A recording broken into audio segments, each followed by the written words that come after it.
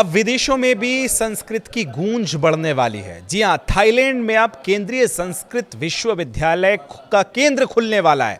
जी हां, नमस्कार, आप देख रहे हैं न्यूज़ 18 डिजिटल। मैं हूं विकास ब्रजेश सक्सेना।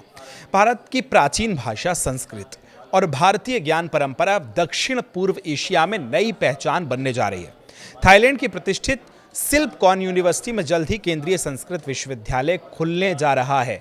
उसका विदेशी अध्ययन केंद्र जो है वो शुरू हो रहा है।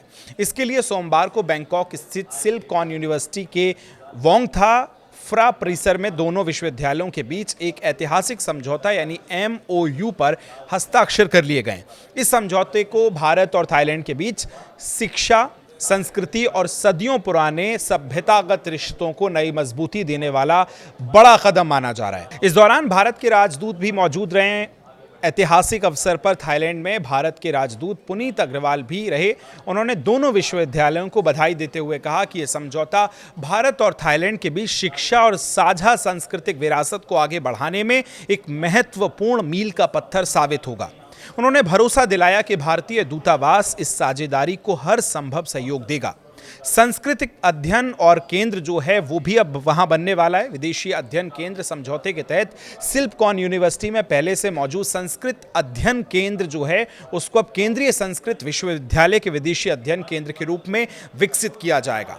गौरतलब है कि इस संस्कृत अध्ययन केंद्र की स्थापना पूर्व विदेश मंत्री स्वर्गीय सुषमा स्वराज के कार्यकाल में की गई थी। अब इसे और मजबूत बनाने के लिए विदेशों में संस्कृत, भारतीय संस्कृति और भारतीय ज्ञान परंपरा के प्रचार प्रसार का प्रमुख केंद्र बनाया जाएगा। भारत थाईलैंड के पुराने रिश्तों को इससे नई ताकत मिलेगी। चूंकि संस्कृति को जो है वो आदान प्रदान होगा, भारत के छात्र वहाँ जो पहुँचेंगे या वहाँ जो छात्र हैं वो भारत की संस्कृति को समझेंगे तो रिश्ते मजबूत होंगे।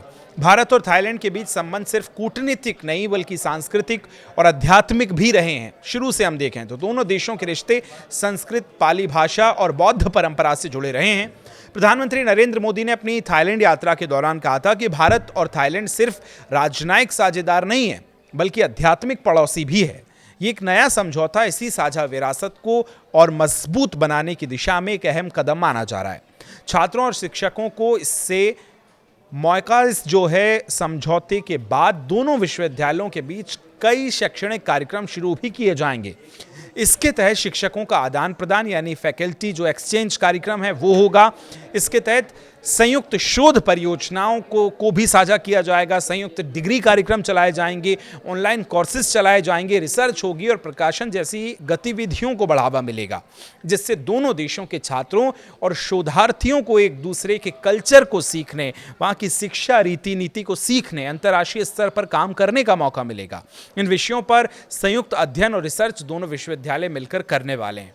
अब थाईलैंड में जो ये विश्वविद्यालय शुरू हो रहा है संस्कृत भाषा का खास तौर पर, उसको आप कैसे देखते हैं, इस पर आप क्या सोचते हैं वो कमेंट करके ज़रूर बताइएगा। वीडियो आपने अगर यहाँ तक देखा है उसके लिए शुक्रिया।